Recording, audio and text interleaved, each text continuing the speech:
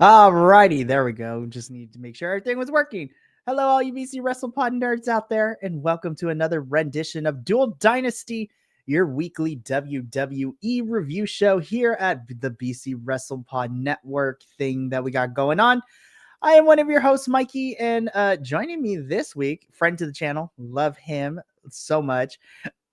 Nick is back to kind of hang out with us and go over WWE from this past week. Nick, Cheers. Yeah, man.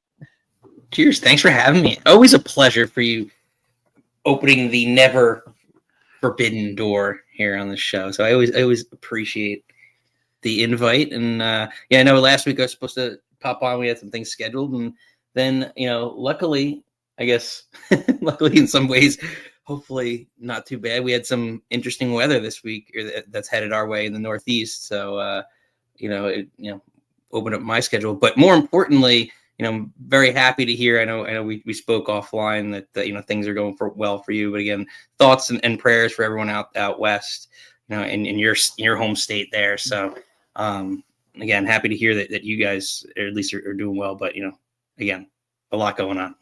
No, absolutely, and we appreciate the sentiment. The three of us that are in California, we're keeping an eye on things. Thankfully, we're not in the path of anything, but you know, it's still crazy what's going on. So I appreciate it as always. But we are here to review this week's WWE programming, specifically Monday Night Raw and SmackDown, as we are simultaneously building towards our second Saturday night's main event, which is this upcoming Saturday. And then the following Saturday is the Royal Rumble. Jeez Louise, the Rumble's in 2 weeks. So it feels like everything sneaks up super fast, but it's that season, it's WrestleMania season. So you got to love it. The programming's always top notch. This 2 month, it's like Christmas if you're a wrestling fan.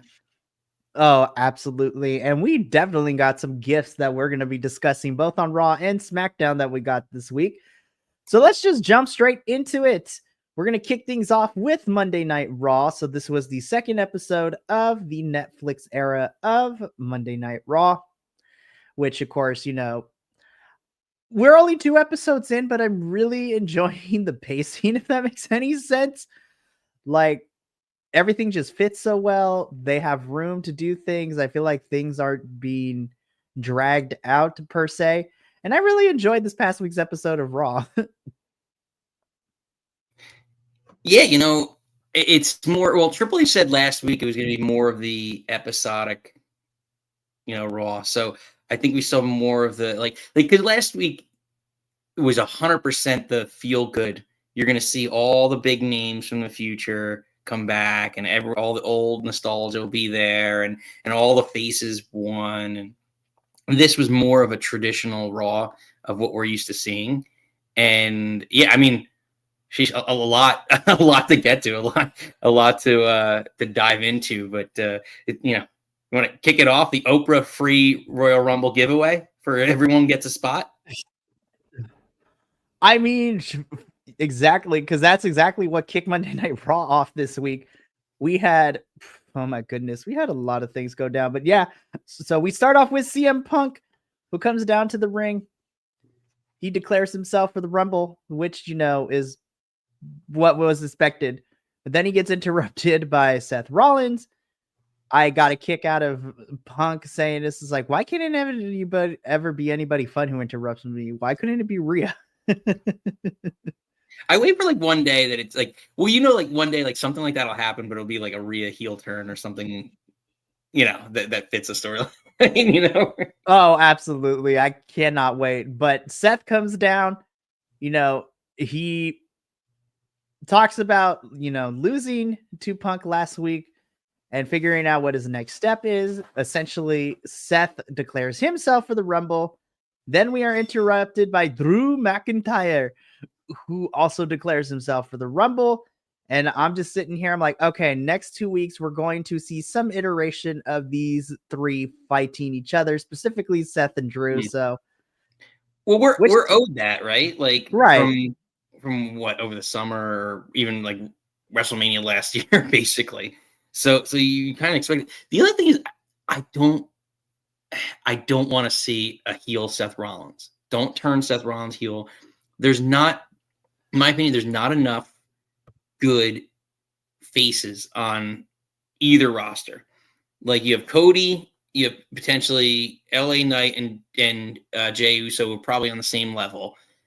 Other than that, who's the most over face on either brand? I can't think of anybody. So like Rollins has a bigger pop than both, obviously, than both LA Knight and Jey Uso. So to me, I don't want to see that. I know there's like inklings that they're turning him heel. There's like those breadcrumbs. I don't want to see it. Don't give me a heel Seth Rollins. I think it's not worth it. I'd rather see a heel CM Punk who can put over somebody better than I think a heel Seth Rollins at this point.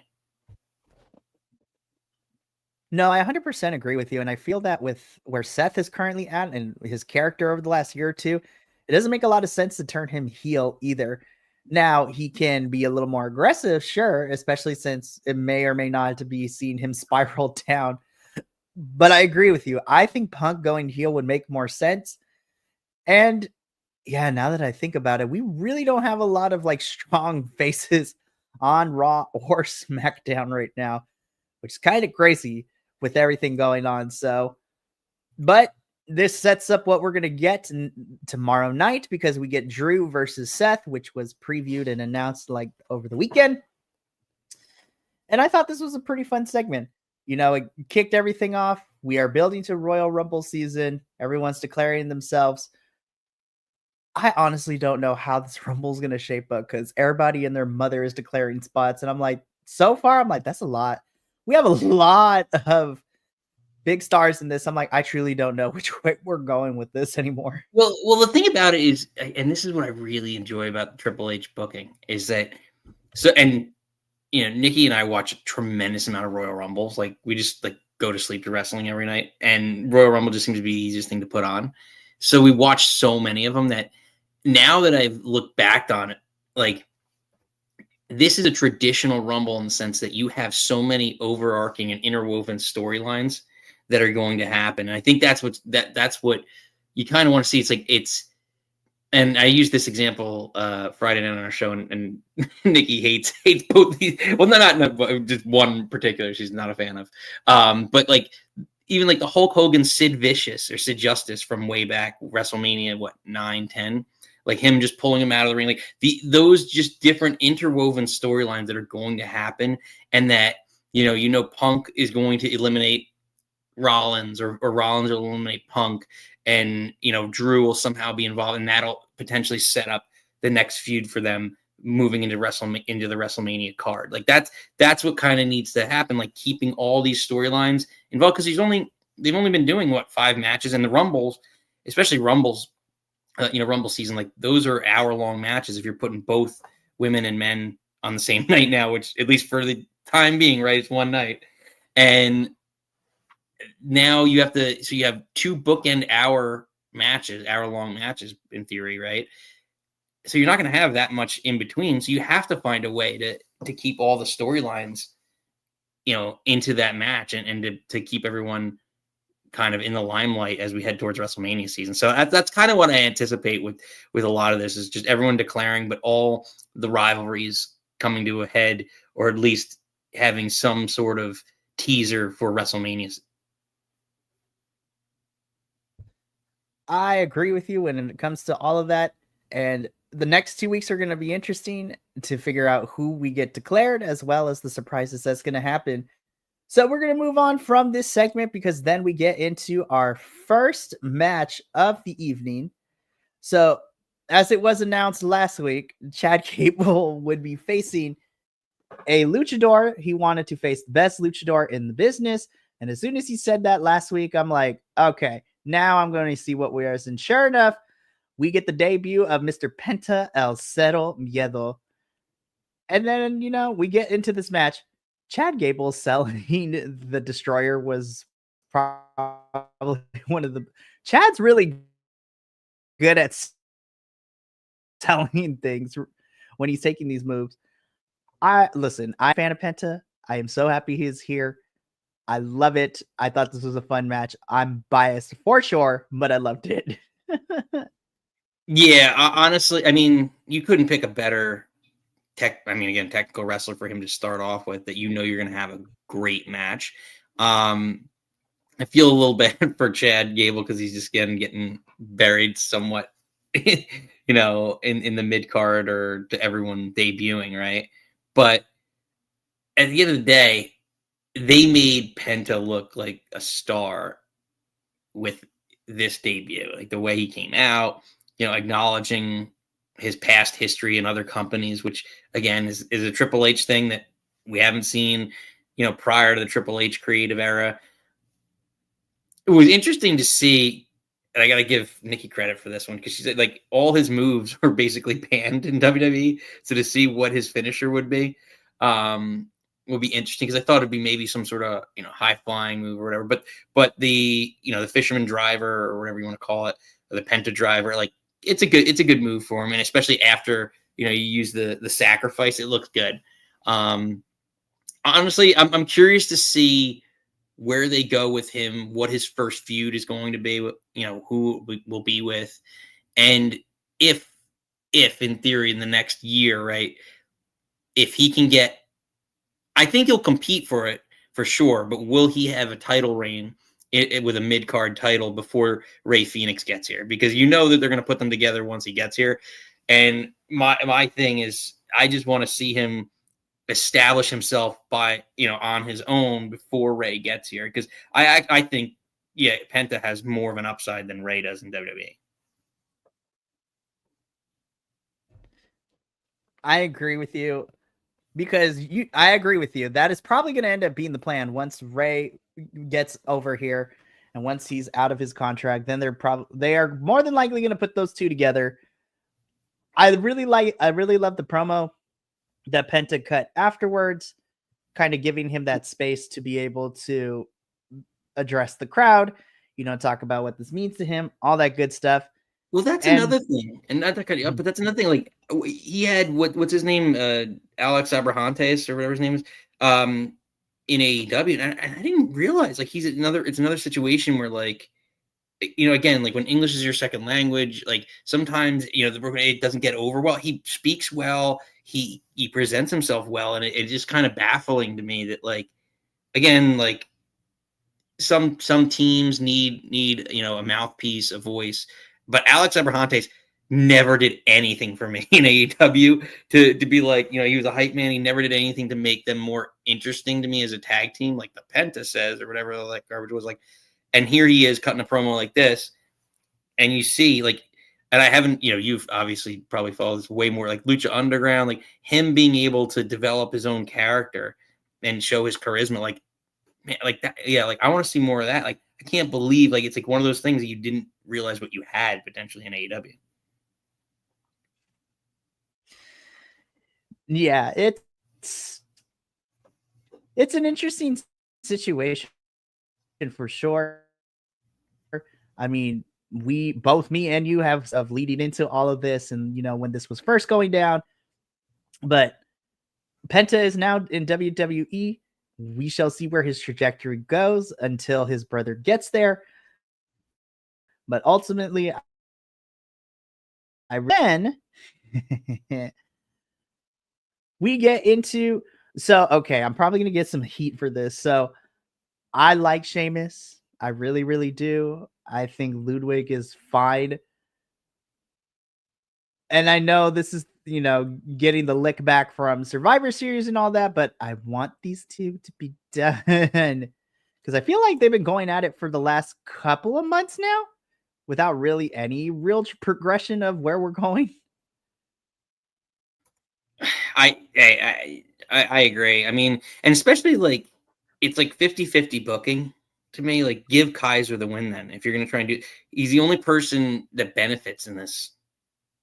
Like Sheamus doesn't get anything by like where is Sheamus gonna go to another? Are they building towards a Sheamus Braun Breaker singles match for WrestleMania? Is that what we're trying to get at? Which again, I know it's the title he hasn't held, but it doesn't. I'm not really that invested in like having to see Sheamus win a Grand Slam title, right? Like to me, would he be Grand Slam champion or at least close enough? But like versus Kaiser maybe getting a little bit more credibility with a victory. Like, I don't know. Like, Yeah. Mhm. It's really tough. Like I said, I really do enjoy Sheamus, and you are right because he has yet to win the Intercontinental Championship to become Grand Slam champion.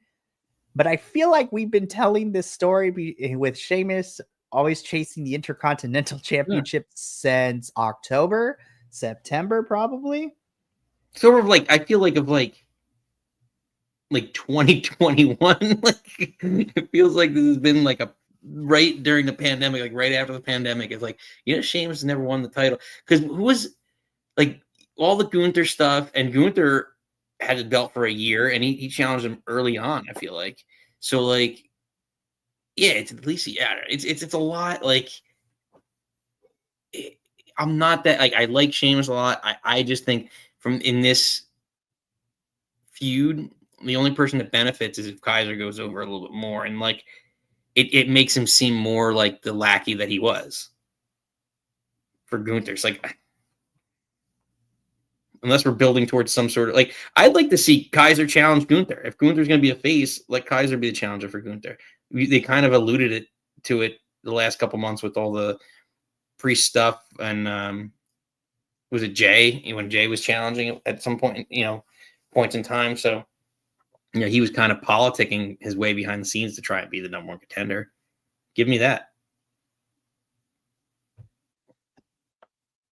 Yeah, I mean, especially for Sheamus, because again, we've been telling this story since forever, and excuse my French, but I feel like with Sheamus right now is like either let him have the title or not let him have the title. But I agree with you too. I feel like the goal for Kaiser has kind of gotten lost along the way. I thought we were building to him facing Gunther at some point, but apparently that's not the case right now. And, speaking of which, because after this match, Sheamus wins, by the way, he has a confrontation with Braun Breaker. So Braun and Sheamus will be going at it one-on-one at Saturday night's main event. And I'm just sitting here. I'm like, unless you're going to give the title to Sheamus, I don't care. Like, I don't. Yeah, it's another one of those. They're building it up like a PLA in theory, and just I don't know. That to me is another like just like the Rollins Punk one that should have been the WrestleMania match. And it's like I get it, it's a big event, and you want to make it prestigious to some extent somehow, but to me that's not the way. I mean, I'm more okay with Sheamus Braun Breaker on this than I am with Rollins Punk being on the Netflix premiere versus the first time being at WrestleMania. But again, maybe it's because it's a more mid-card belt or whatever. I have less feelings about it, but yeah, we're gonna get that, and I don't know. I don't think it does enough to elevate Braun Breaker or Sheamus. Again, Sheamus. Again, I don't care enough about seeing him. Same thing with like the John Cena 17th title reign. I don't necessarily care as much about it. I get it, but I'm not as invested in it. No, and I was invested with this Sheamus, one championship away from being Grand Slam, but we have dragged this out. So give it to him or don't. That is where I'm at with this. So we're going to move on from this. We go into our Women's Intercontinental Championship finals, where we have, as what the internet has dubbed her as, the Bird Lady, which is Lyra Valkyria, taking on Dakota Kai. I can't believe I'm actually going to say this, but when I saw this was the finals, I truly thought to myself, you know what? I feel like this is the first time in forever where I feel like I will be okay with either option. Of course, Lyra does pick up the victory here and is the inaugural Women's Intercontinental Champion. I actually really enjoyed this match. I just feel bad for Dakota because now we're just throwing her and the rest of Damage Control back into the feud with Pure Fusion Collective, and I'm just like, well, there goes that. That honestly, so looking at the field originally, like Natalya seemed like the one that should have got it, but the theme that they were going with for both women's mid-card belts was it seemed like someone who was either up and coming, who would never up and coming, or a workhorse who had never won a singles belt in WWE was going to win the U.S. and women's intercontinental belt. So that being said, that's how, in my opinion, they came to the Chelsea Green and Lyra conclusion, and Dakota would have fit that as well, right? Like, who is now I'm blanking. Who was in the finals for US? It was Chelsea and Michin, right? Michin. Yeah. So yeah, same thing. So similar situation to me though. And I guess you could still do it. I think it's a miss putting it on Lyra for this reason, because you already have, if Dakota wins it, right? At least with these two in the finals, Dakota wins it, you have Damage Control, you have Io, who is in the tournament, right? So you have Damage Control, who's also feuding with Pure Fusion Collective. So you can put the belt around a 6-woman feud, and you can kind of not hot potato it. Not that you're going to do that, but like you can at least have Dakota challenge it to all 3 members of Pure Fusion Collective over the course of the next couple of months, maybe even into and past Mania. And then after WrestleMania, you can have her then feud internally with Io and her own girls if you really want to. And that actually makes, elevates the title to me. So, I mean, that's where my head was at in terms of putting it on her. I think it would have made more sense. But I guess the thinking is that you can still do the same with Lyra as a face and kind of have her feud with both groups. But, I mean, yeah, it was a good match. It was a really good match. Lyra is great in the ring. Like, I'll give her a lot of credit. My deal with her was always like the charisma or lack thereof, which I haven't really seen much with her. It's just like, I'm happy to be here. It's like, it's that whole Sami Zayn thing. It's like, I'm just happy to be here. It's like, shut up. You're going to get your ass kicked. Like, I just want to see you get your ass kicked because you're happy to be there. Like, it's like the Jacob Fatu. It's just like, I'm here to beat people up, but not make you smile or laugh. I don't care what you do. But I don't know. To me, overall, I think that was the miss, is that you could have put it right into a feud that means something, versus now Lyra's first feud is probably her first title defense is going to be another one of the predictable wins for her. Right. So, I mean, I have really enjoyed the match. I am interested to see where the trajectory of Lyra goes. I hope we do something more with Dakota once, or if we decide to end this feud with Pure Fusion Collective. But overall, I thought this was a lot of fun. I really, really enjoyed it. Now, Rhea Ripley, I love you. That is all. Again, I feel like I'm going to get some hate when I say this, but I would preface by saying I was never a Liv hater, but I agree that the feud between Rhea and Liv was kind of overplaying itself a little bit, and I'm kind of glad that we ended it last week. So I am happy that she is champion. So I just appreciate it. I really do. I'm interested to see where we go with her. Yeah, my whole problem was that I don't think either, like, I wanted Liv to win too. I thought Liv deserved to get the W and needed it more and could have used the momentum further. Mm-hmm. But I think the issue was that neither woman had a clear-cut feud post this rivalry, and I don't think they really built up. And the problem was, like, you're at that transitional period of, like, where you're building up a rivalry for WrestleMania, which is fine, because how many other rivalries get built up that we're seeing right now during WrestleMania season? But you shouldn't do that, in my opinion, with the world titles. And you should have at least, like, aside from the Royal Rumble winner, right? You should have some built-in big. WrestleMania is usually the culmination of all the major storylines, and that was my biggest pet peeve with this, is that it was tough, because dragging it out another 2 months would have been tough. But I think you could have done it, but neither woman has a clear-cut feud post, post their rivalry. So that's kind of where they're stuck right now until I guess Becky Lynch comes back.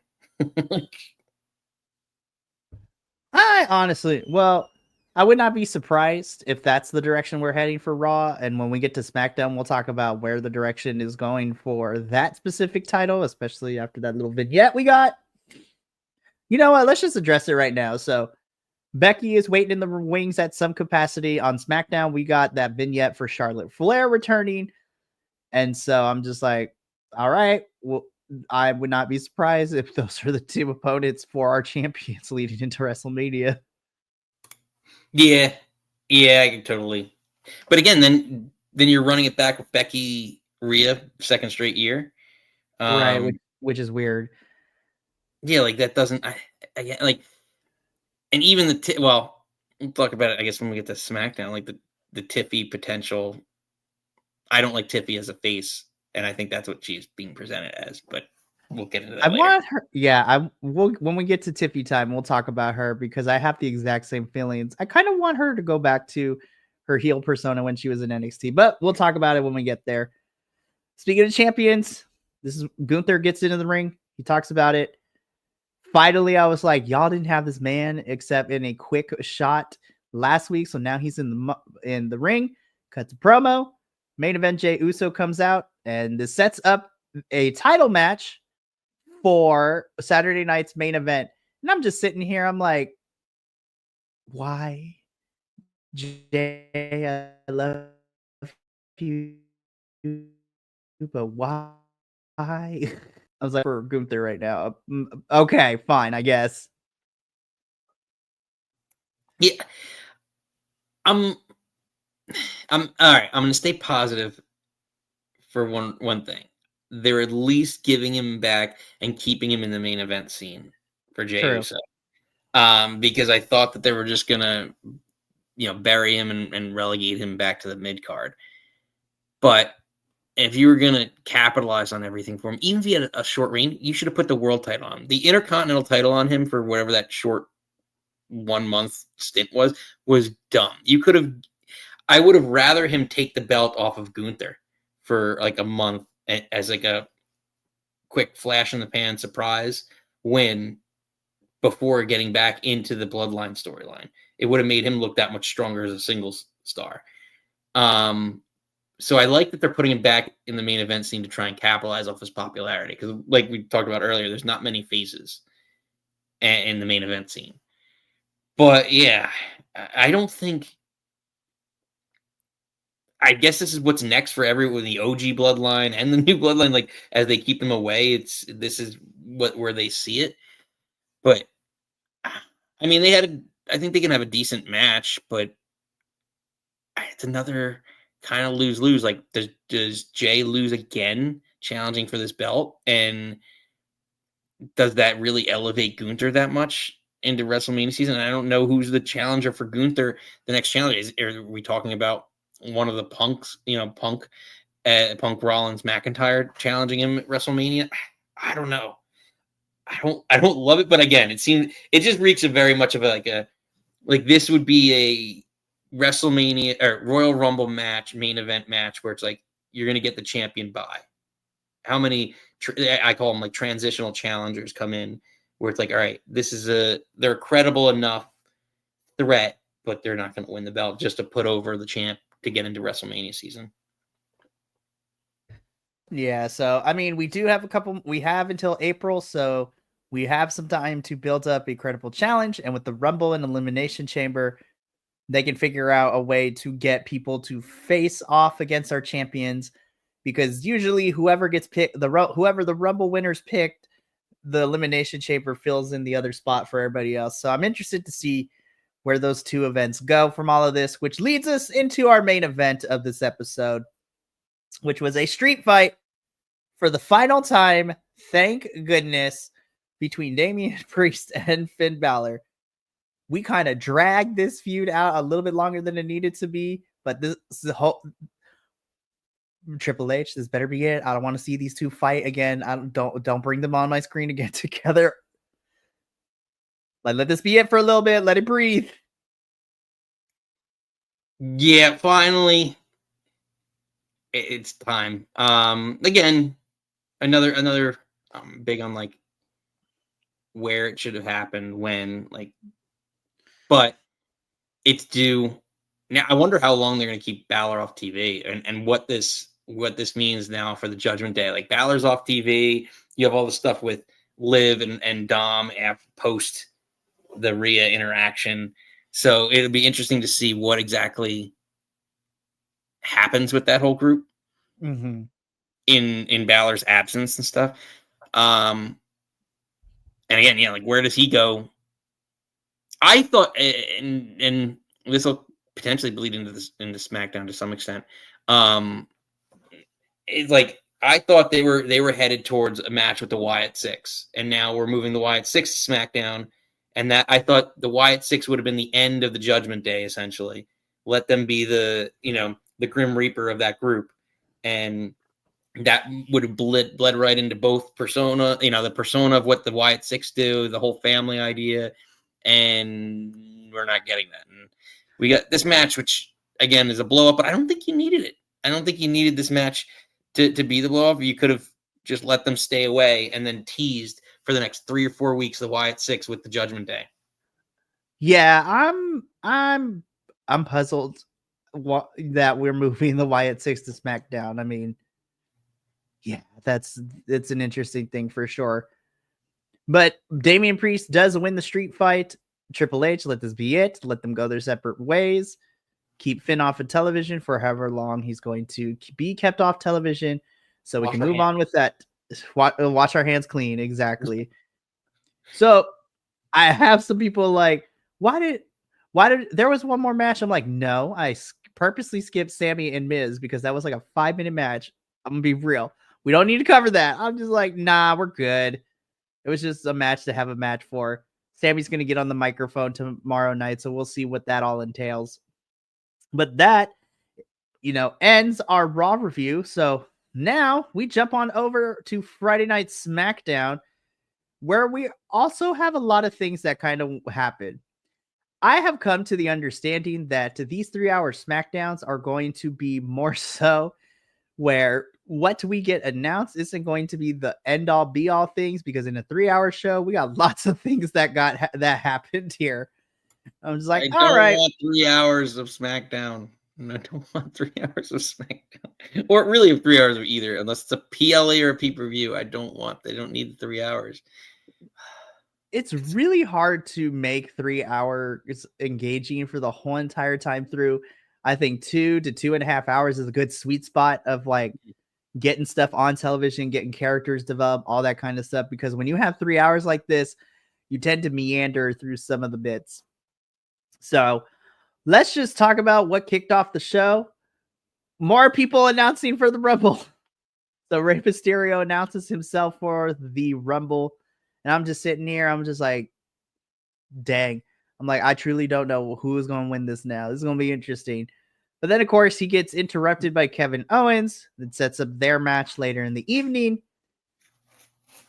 Was that the sarcasm of who you don't know who's going to win, or you like legit don't know? Because I can't tell. I don't know. I'm very surprised. Well, I shouldn't be surprised. I think under Triple H booking, they're doing a smart job of announcing like the big stars who's going to be in the Rumble to get more people to watch, because we have Cena, Reigns, Drew, Punk, now Rey Mysterio. Of course, we're probably going to get some surprises. We might get some returns. I would not be surprised if we see a couple of the NXT crew come on up, especially, 2 people who lost their championships recently. So we also, now that we have this announcement with this NXT TNA, I would not be surprised if we saw like 1 or 2 TNA stars in the Rumble, in 2 weeks as well. Possibilities are endless. I just need the men's Rumble to be better than it has been the last 2 years, because I have not enjoyed the men's Rumble the last 2 years. They've been so boring. That's fair. What? That's fair. How about someone ex TNA legend, Rob Van Dam? How about that? That's a good. That's one that has been in TNA for a while and then hasn't been. I think he's been cleared. He's been wrestling in AEW a little bit. Mm-hmm. back for the Rumble. So A couple spots. Give me 1-5 Rock Splash. Yeah, we love to see it. So again, Ray calls his spot in the Rumble. Kevin Owens interrupts, sets up their match later in the evening. So prior to this next match, we get a backstage segment with Bianca and Naomi, where Naomi tells Bianca that she hasn't had any luck kind of figuring out who attacked Jade. And then, of course, I love social media because they're quick on it. Because then on social media, someone screen capped Jade Cargill's like post during that time. She's like, "Oh, really?" I'm like, I'm interested to see. It's kind of the worst kept secret that Naomi was the one who attacked Jade. I'm more interested to see how and why and where we go with Naomi and Bianca and Jade with all of this. Yeah, I would love to see. You know, it'd be awesome. Actually, now that I just like spitballing off the top of my head, fantasy booking. If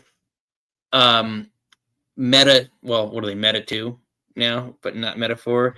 If the Meta 2 Meta girls, yeah, if they joined up with her to help her, I would love that. And I mean, it's going to be interesting too, because not this Tuesday, but next Tuesday, the Meta girls will be facing off against Naomi and Bianca for the tag titles on NXT in Atlanta because they won this past week a number one contenders match against, the Unholy Union.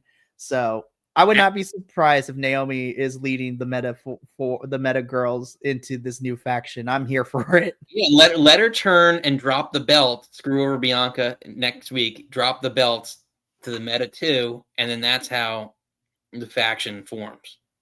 And eventually you find out. I mean, she could do the reveal next week. I was the one who took out Jade, or me and these girls took out Jade. And, literally that happens next week. And then, you wait another week and then Jade returns. And there's credible. And now when you look at it, there's some credible challengers because, oh my gosh, was it Chikara? Is she the one that's Trick Williams's boo? No, Lash Legend. Yeah. Mm-hmm. It was a Lash Legend. Yeah, I'm trying to like the way she was presented with that Piper, that doing her finishing move to Piper Niven, right? Like being able, her strength, she's presented similarly to Jade. So you can actually, put this into this feud and actually make it believable. Because the problem with Jade and how she's been booked is no one looks like they could take down Jade. Right. I would argue that aside from the main event ladies, right, like the Becky Lynches of the world, the Biancas of the world, there really isn't anyone that looks like that they could take it together. There hasn't been a single person that hasn't done it without it being a group, right? What happened with oh my gosh, they won the belts in the triple threat. Ivy, not Ivy Nile. I almost called her Ivy Nile. Alba Fire and Isla Dawn, the Unholy Union. Yeah, Unholy Union looked the same thing. You had to have a group or Pure Fusion Collective. You had to have a whole group of 3 women that would double team one of the girls, and that's why Jade would get taken out or Bianca would get taken out. Same thing. She hasn't been presented as someone. But you could present Lash as the heavy, as the muscle in the group for Naomi, and Naomi makes them tag champs, and maybe it makes her a credible challenger for the world title. I hope that's the case. But now that we've kind of talked about that, we get into the match itself. This is exactly went the way I thought it would. Naomi and Bianca winning. Nia Jax ultimately causing damage to Candice LeRae when she accidentally sits on her after Bianca gets out the way. Naomi and Bianca pick up the victory here. I'm interested to see where we go with Nia. Especially, I'm pretty sure we're going to see her in the Rumble, so we'll see what happens with all of that. Yeah, I don't like taking her away without letting her get a rematch against Tiffy. I think that's still a money match that's yet to happen, and them not doing that and potentially moving her back to Raw is a big miss because it's going to lose all the momentum. Nia's been great. I don't want to see Nia versus Tiffany 6 months from now. No, we need to get that match happening soon. Especially, I want Nia to be able to get a rematch if the plan allegedly is for Tiffy and Charlotte to go up against each other at Mania. So I want to see this rematch either happen at, the Rumble, if you're not going to have Nia be in the Rumble, or even at Elimination Chamber. Who knows? So we move on from this. Solo Sikoa is just so dejected. The Timu bloodline is struggling right now. He doesn't even talk. He gets in the ring, he gets on the mic, and he just leaves. He left. You got the New Day treat. Damn. He's just like, I'm leaving, you guys. I'm done. And, Solo leaves. He's walking out through the crowd. And then we get the best thing that could ever happen on a weekly basis on SmackDown, when you allow Jacob Fatu to get on that microphone. So I have so many feelings about this. I don't know. I love Jacob, and Jacob's going to be a star if he isn't already. Right. But Solo, it's, to me, already a mistake not letting him win and claim the Ulafala, because it does more for him. But now he gets relegated to the mid card, and I get the feeling that, well, there's two things. There's two thoughts. Like we were just talking about the Judgment Day and the Wyatt Six. Is the Wyatt Six going to feud with the Bloodline? Is that the WrestleMania, faction match that we're going to get? Like the 8-10-man tag?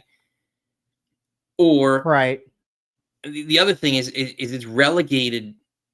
The loss relegates Solo right back to the mid card. Not that he was going to be a super main event player anyway, but it puts him right in the mid card, where I expected him now to challenge like LA Knight potentially for the US title at WrestleMania. And I think we're seeing inklings of that with generally what we see here afterwards, right? With a little bit with what are we calling them? They're not the Samoan SWAT team, right? 2.0, but basically like Tama and Jacob. So we're starting to see like kind of inklings of that, and maybe it's more of with the 3-hour SmackDown, like they're trying to load up the mid card with the tag division too, and maybe put them back in the tag division. It seems like that they're more likely to be there for at least for the more immediate future. And I don't think it does enough for anybody. Like from what I see from this, the promo, Jacob looks strong in the promo, but I think it's just setting them up to be in the mid card as a tag team and a dominant tag team, where they'll probably reclaim the tag titles, or at least be in the runnings for it. But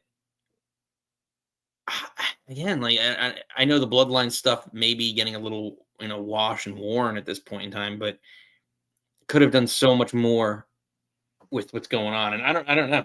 I'm really curious to see what happens with Solo next now, because like, are they setting up a Solo Jacob match at some point in time? Like, because of this, is Jacob going off on his own with Tama? Like, could that open up for Hikuleo being like a new enforcer for Solo, and him being there's so many possibilities, but I don't know that what I want to happen is going to happen. I think it's more of a we're gonna like bury him in the mid card, and this is just gonna be a missed opportunity. Right.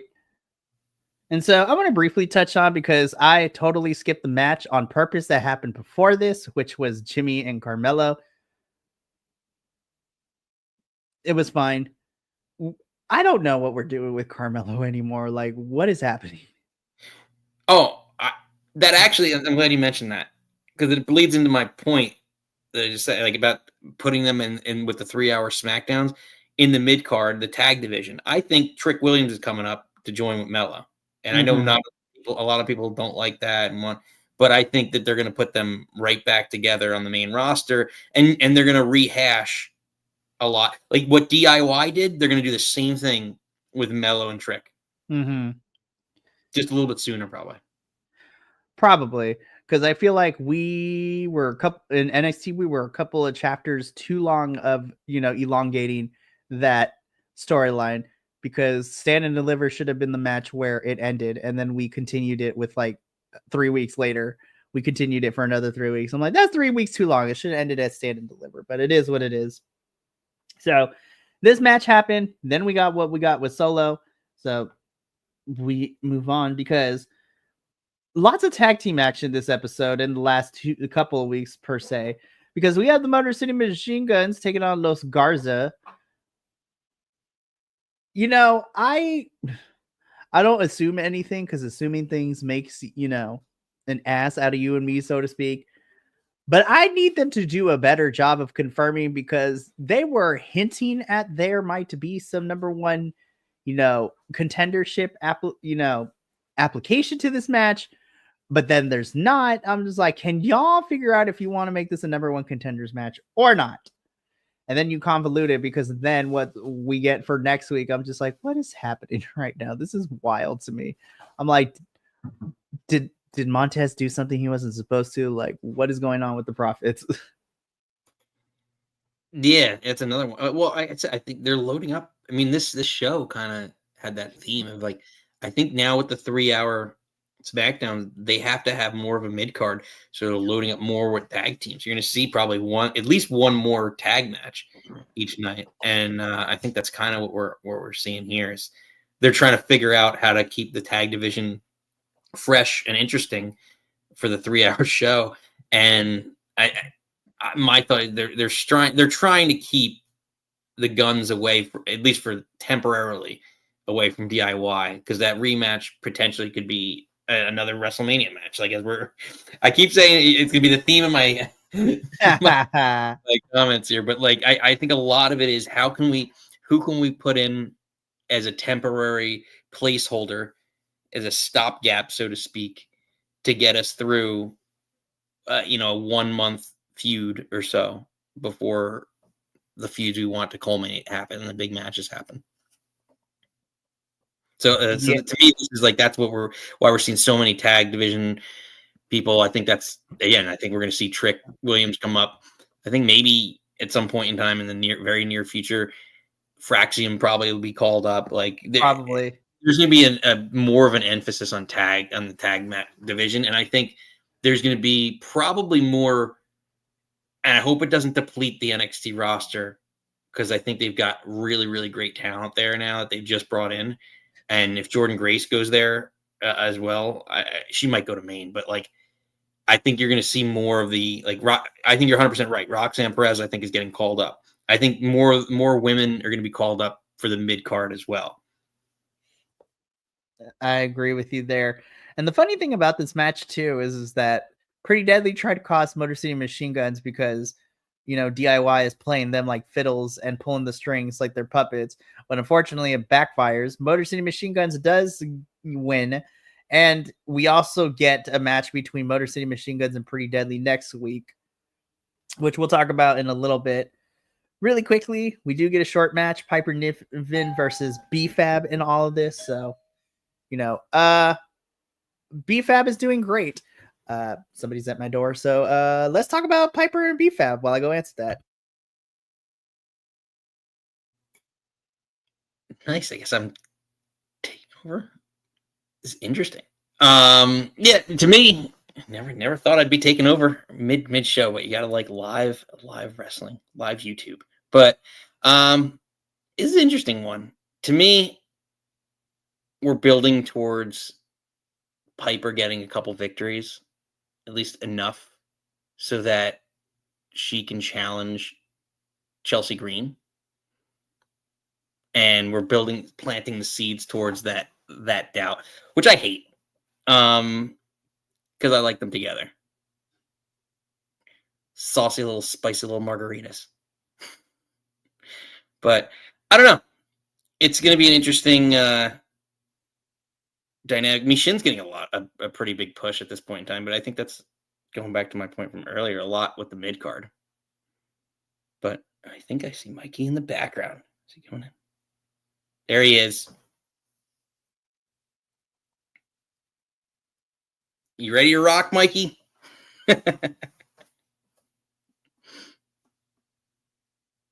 You never know who's popping up. But again, I do like that we are getting more of a mid card with the women. I mean, with Chelsea and Piper being a team, Meechin and BFAB have unofficially become a team. So we have at least 4 women in this United States Championship scene. Yeah, I just don't. I was saying earlier, I just hope that they're not planting the seeds towards Piper. Piper Chelsea turning, because I really like them as a team together. Right. I feel like we don't need to take them away from each other, have one of them turn. Exactly. It's not a necessity.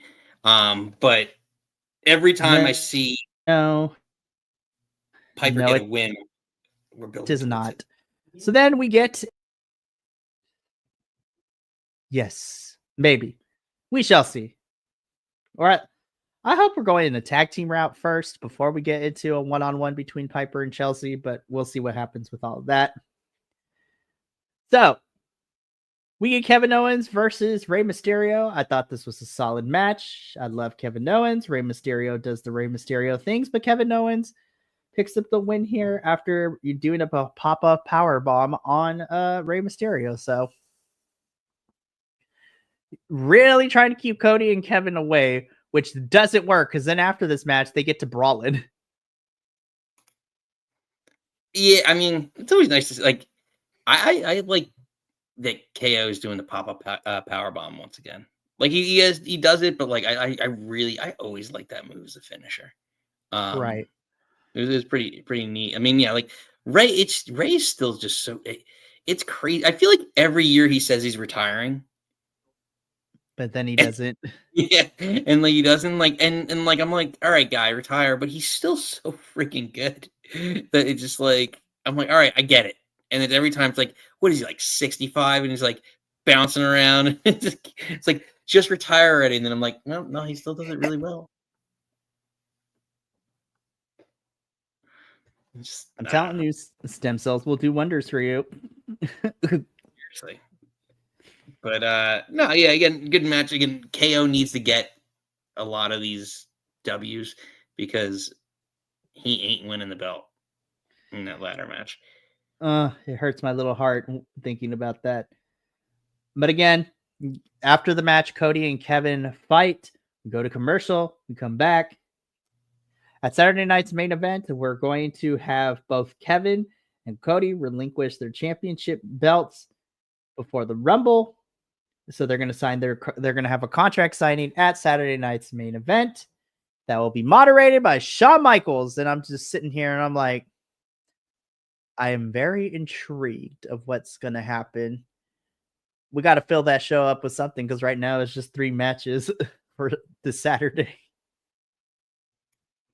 Yeah, I mean, it would Sean be like a special guest enforcer or referee? Like, I get it. He's done a lot of ladder matches, and I'm a big Shawn Michaels fan. I don't know what. Like, I guess is he known? Is he synonymous with ladder matches? I don't know. I guess so. I would associate Jeff Hardy more with ladder matches now than I would Shawn Michaels, but I get it. True. You don't have the with TNA, the crossovers. Maybe you just have Jeff Hardy come out. Would not be surprised. But no, I mean, we'll see. Yeah, they're gonna have to fill up the show with something.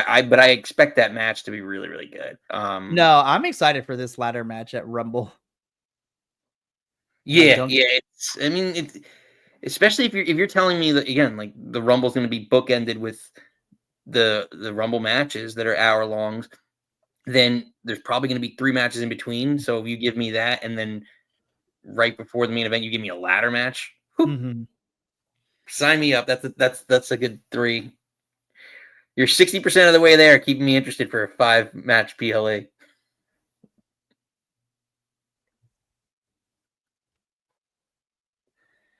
I lost my train of thought. I was going to say something and then I forgot. Anyways. Oh, now I remember. Now I remember what I was going to say. I don't want Kevin Owens in this match. I want Kevin Steen, because anybody who knows the ladder matches that Kevin Steen had in Ring of Honor were nuts. Mm. Obviously, I don't know how far WWE would let Kevin go into that playbook, but there's about to be carnage, and I'm excited for it. Oh yeah, yeah. Something. I'd like to see him try. He's not. He's not going to do it because he already put him out. But like the package pile driver on like the ladder or something. Right. He was like, but So b- before we get into our main event, because the reason I put this here is because I am I love Pretty Deadly. I really, really do. I want them to still be comedic, but I want them to progress into being smarter about this because they got frustrated with DIY with what's going down. Johnny and Tomasa playing them like fiddles. Apollo Crews is still telling Pretty Deadly, "Hey, y'all need to get it together. You cannot believe a word they said." And then Apollo Crews, after Pretty Deadly leave, gets jumped by DIY. So for some reason, I don't know why we would have DIY.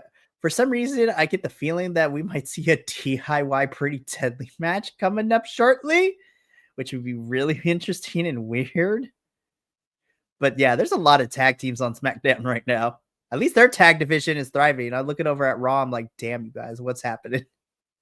yeah. Well, again, Fury Deadly it reminds me so much of Brizongo. Of like, yeah, they're doing the comedic act, and it's so tough for that to get over, and to be viewed as just like a legitimate threat, and like the fans love it, but for the bookers, they're like, we're not going to put the belts on them. It reminds me of like, who was it? Oh my god, like 3-4 years ago, Rhino and Heath Slater when they did the I Got Kids, and like they're like everyone was like making fun of the I Got Kids thing, and then he put him with Rhino, and it gave him enough momentum to win the belts.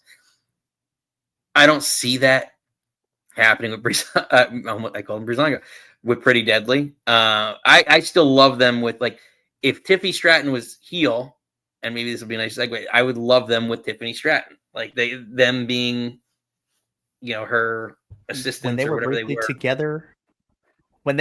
together, I was all here for all of that. So, well, speaking of Tiffy, she was involved in our main event in which she defended her title against Bayley, who won the Fatal 4-Way last week on SmackDown.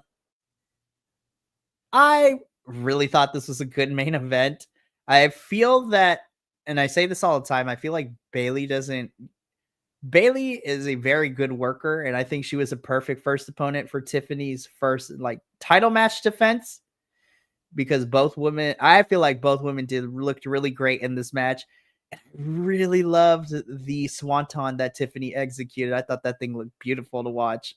Like, ooh, it was so good. But Tiffany does retain. So Roxanne Perez is in the crowd.